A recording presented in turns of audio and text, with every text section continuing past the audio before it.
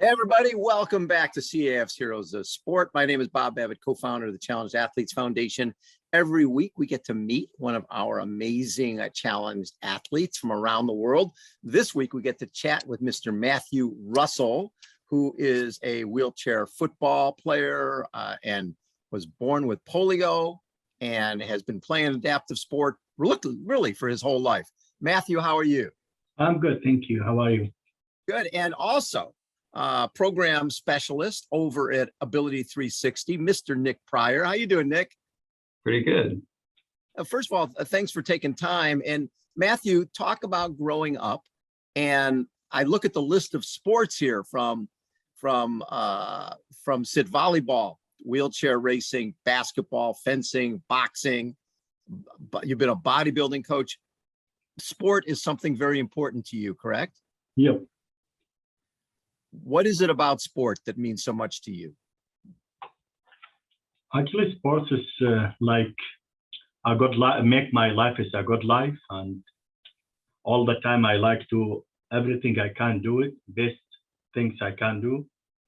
Yeah, and I'm started from 7 years old when I started with sports. Wow, 7 years old. What was your first sport? The first sport is shooting, shotguns. And after that, I start with air rifles, air guns, I mean, and with archery, and racing wheelchair, and volleyball. And yeah, after that, I'm start with basketball. Yeah, but here in America, I use I have the first game here is air rifles. Yes. And power soccer, and football, and basketball. Oh, yeah. And how important has what's great about a program like Ability 360? You have so much sport going on there. Talk about for you, Matthew. How important has Ability 360 been for you? How important for Ability 360 is actually a lot of things important here, like sport, meet people, and a lot of things is to be like help for how push your life is good, make the life like better, and yeah. So Nick, talk a little bit about Ability 360 for folks who might not know about the program and what you guys do. So Ability 360, we're a sports and fitness center here in Phoenix. Just turned 10 years old last year, so we're relatively new, and we're really relatively new into getting into adaptive sports and having programs here. So I've been here for almost 7 years now, and when I first got here, we really only offered power soccer and wheelchair rugby, and now we've grown to really have wheelchair basketball. We were one of the first organizations picked to start the wheelchair football league last year. And our outdoor programs have grown, and our mission is really to provide exceptional adaptive sports for our community and promote the independence and health and overall well-being of all of our members here and the people that come in. So it's a fantastic place, and like I say to all of our athletes here, it's one big family. Nick, talk a little bit about wheelchair football. How many people on a team? Where do you guys play? So like I mentioned, it was our first season with Move United, who puts the league on. And we, it's 7-on-7. We're all in wheelchairs, classification system, just like basketball or any of the team sports. And we play either indoors or outdoors on a hard surface. We played Scottsdale indoors here, our first game of the season. And then our second tournament was outside of Arrowhead Stadium in Kansas City. So that was a lot of fun. And then we had the opportunity to play at the Super Bowl Experience as well in LA. Yeah. So that was a little exhibition playing at the Super Bowl. We're wearing helmets and really. Yeah. So do you tag people down by running your chair into the other guy's chair, or how do you do it? It's one tag between the waist and the shoulders. It's got to be inside the body. It can't be just an arm. for a leg. It's got to, be a tag, but some of those tags can be a little rough.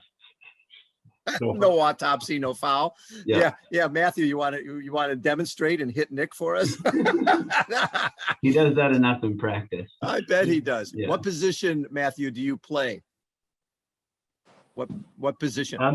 Defense. Yeah. Defense. So you like hitting people. He likes hitting people. Okay. Oh, yeah. Stop there. So when you talk about football and you talk about wheelchair football, I knew that was going to be our conversation. I wanted to bring somebody in who knows a little bit about football. He played in the NFL for 16 NFL seasons, 15 with the Buffalo Bills. In 2014, he was elected to the NFL Hall of Fame. To join our conversation, I wanted to bring in Mr. Andre Reed. Is that your Hall of Fame bust behind you? Yes, it is. It's not the original. It's made of resin. So the original one obviously is in Canton, and that will last 60, 70,000 years. That one. This one will last maybe 20,000. So we won't be here. The bottom line is we won't be here when somebody digs it up in Canton. So yeah. So Andre, when we talk football, getting into the Hall, obviously when you play in the NFL for as long as you do, the goal down the line is to get into the Hall of Fame. What was that moment like in 2014 when you got the call? Very, very special. It seems like it was yesterday, even though it was 7 years ago. But I always tell people, when I got that call, now they do knocks on doors now. I got a phone call. So a phone call is a little bit worse than a knock on the door. Yeah. You're kind of like, you're waiting and you're like right there by the door. And with a phone call, I wasn't waiting by the phone.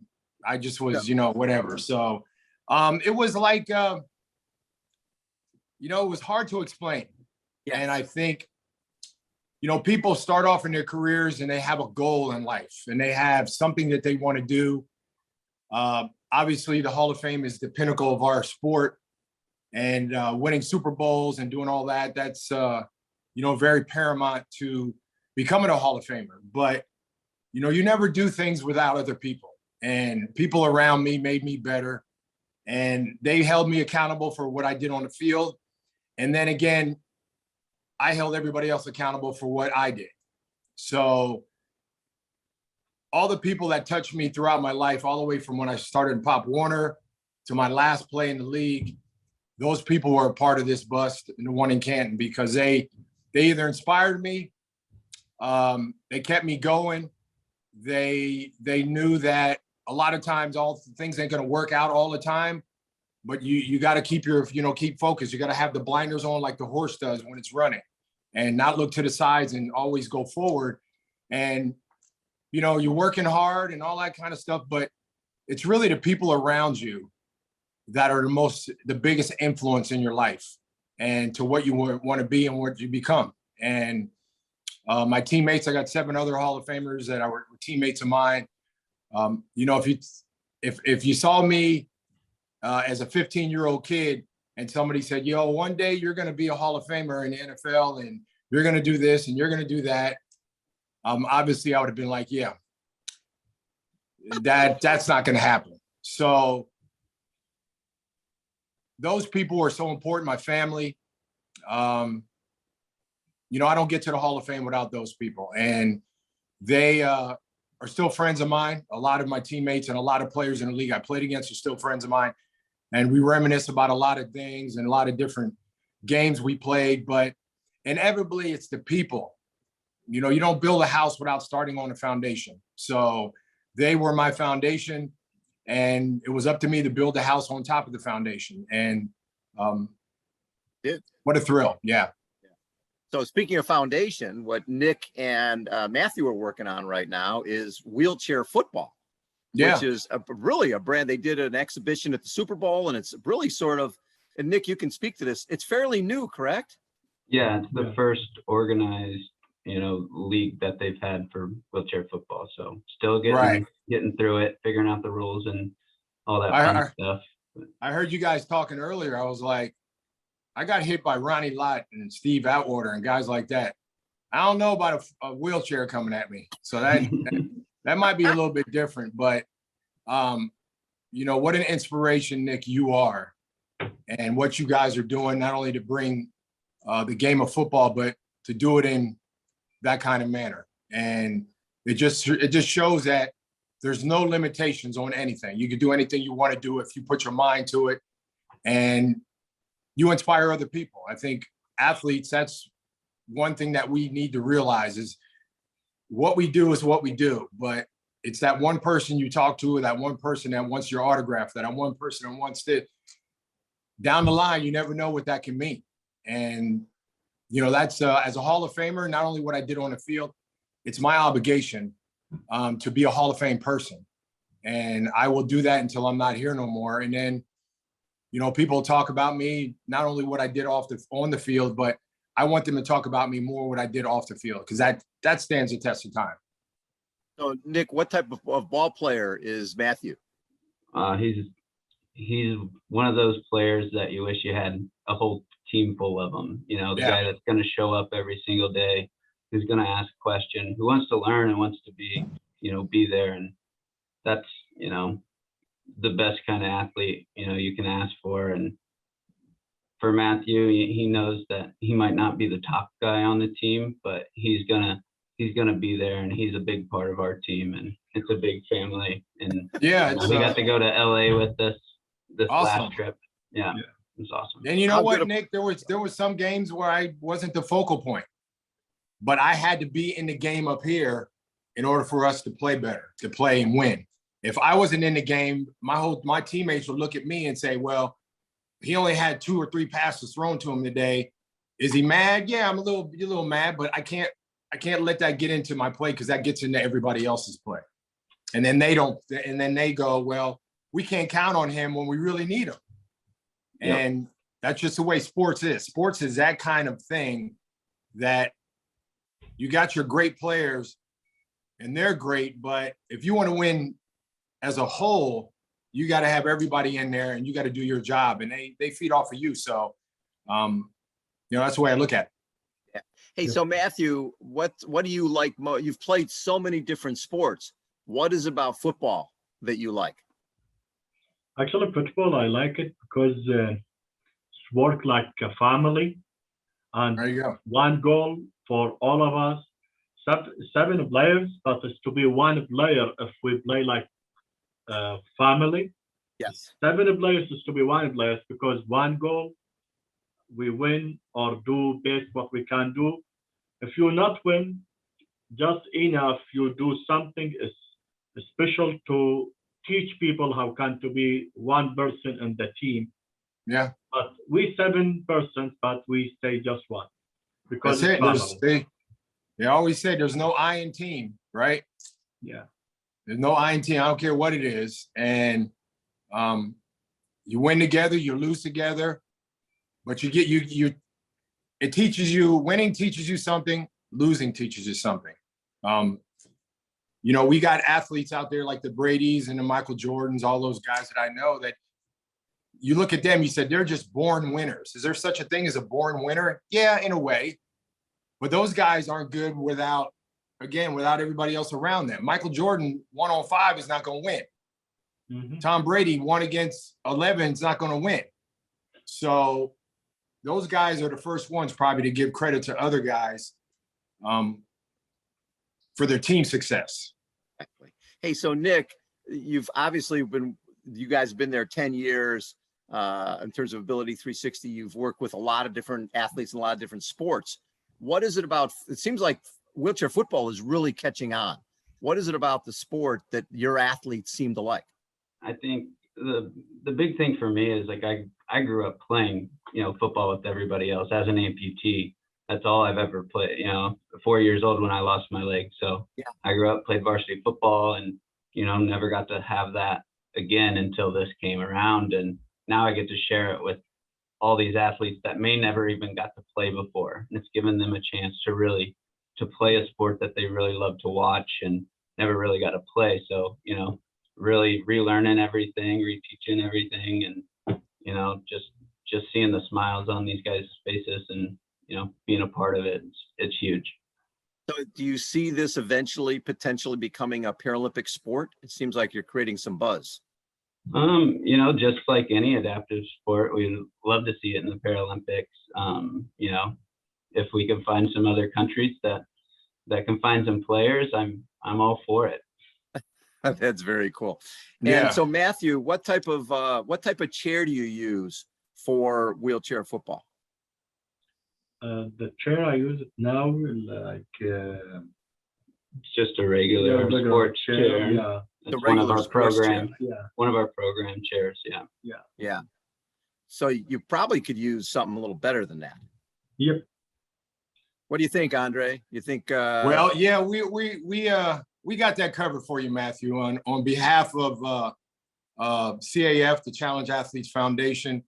I know you applied for the grant, and we want to congratulate you and present Thank you with a Melrose Warriors American football chair. So Thank you you. are the recipient. So congratulations. Thank you so much. And, yeah, and I want to. This is special for me because, again, as a teenager, I never thought that I'd be able to present anything to anybody other than, you know, myself, and try to be the best representative of myself. So you inspire me, man, and maybe one day I could come check you out, watch you guys play, and be like, wow, that's You're welcome. pretty special athletes here. So yeah, on behalf of CAF, we're going to present you with this chair, and congratulations, man. You're well deserved. And I know Bob and Coach Nick are very proud of you and what you do and how you handle yourself out there. You make it better for everybody else. So congratulations, bro. and Matthew told me that he really wanted to hit you, Andre. You can run a pass pattern over the middle, and then Matthew would like to take you out in his wheelchair. Well, I've been taken out before, but never in a wheelchair. So I'm gonna let that one go. I'm gonna let that one go. But I'd love to come to a game sometime and watch and see how you guys do it, man, and just be like, wow, it's that's something special. So I'd love to do that one day. That would be so cool. Andre, when you look back at your career, is there one game? Is there one game that sticks out as this is the best game? This is the best game I've ever played. Well, I think, you know, I was blessed just to be out there, and God blessed me with the talent to play and all that kind of thing. I played in 254 games. I really can't say one. Well, let me stop lying. I could say one game out of 254 that is probably really defines the team and the organization and what they were about. And that's the 1993 playoff game against the Houston Oilers. Come back, right? Yeah, we were down 35-3, 28-3, going into halftime, came out with the ball, threw an interception for a pick six. We're down 35-3 with about almost 2 quarters left. So obviously everybody on TV was like, well, this game's over, except Bills fans and us. And I think we got a little momentum going. And once, you know, confidence and momentum, it's hard to stop that. That's like a runaway train.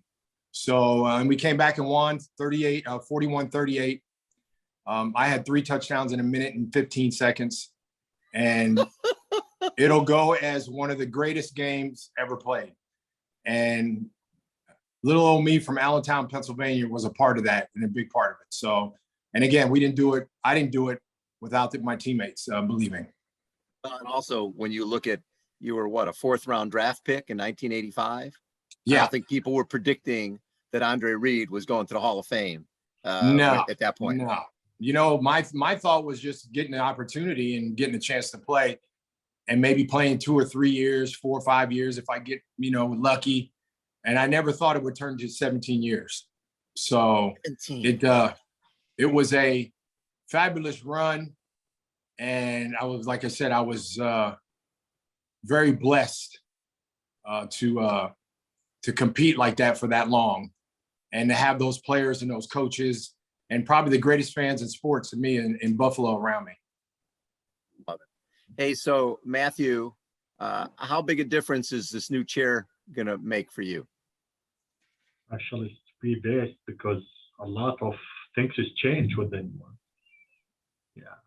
It And actually will fit you right. Yeah, fit and Yeah. not heavy like what I have it now. There's a guy like an extra booster jet on the back. Yeah. I put one in there, real small one, just to give you like maybe 2 or 3 more horsepower. Nobody would know. But then push Sneak that this in. way, push this way. Yeah. I like I that. actually know a couple challenge athletes. Trenton Merrill, who is a paralympic, my girlfriend works with Trenton, and over the years I've met a lot of challenge athletes as far as in the military, and it just really goes to show, it tells you how important, again, what people say to you and what you say to them. We all kind of go through life at our own pace. And when you see something like that, it really puts in perspective that they're just like you. They just have something happened to them that they can't do what you do, but you are doing what we do. So that just destroys that myth altogether. So what challenge athletes do is phenomenal, because there's no limits to them. They can do everything. So congratulations. I'm proud of you. And again, I hope to get to 1 game this year. Thank you. Thank you. Hey, Matthew, it's one thing to get a grant from CAF, which is awesome, but to get it from an NFL Hall of Famer, that's pretty special. Yep. I love it. Hey, thank you guys. Andre, thank you for being so generous with your time and Of course. coming and joining us. And Matthew and Nick, keep doing what you're doing and keeping us filled in on wheelchair football. We want to see the sport grow and grow and grow. Exactly. And like I said, I'd love to come to a game and check it out and be like, wow, they can run circles around me, literally. Again, thank you guys for joining us on CAF's Heroes of Sport. Really appreciate your time. And for our viewers, thanks for tuning in. We'll catch you next time. Thank you. Thank you. Thank you, guys.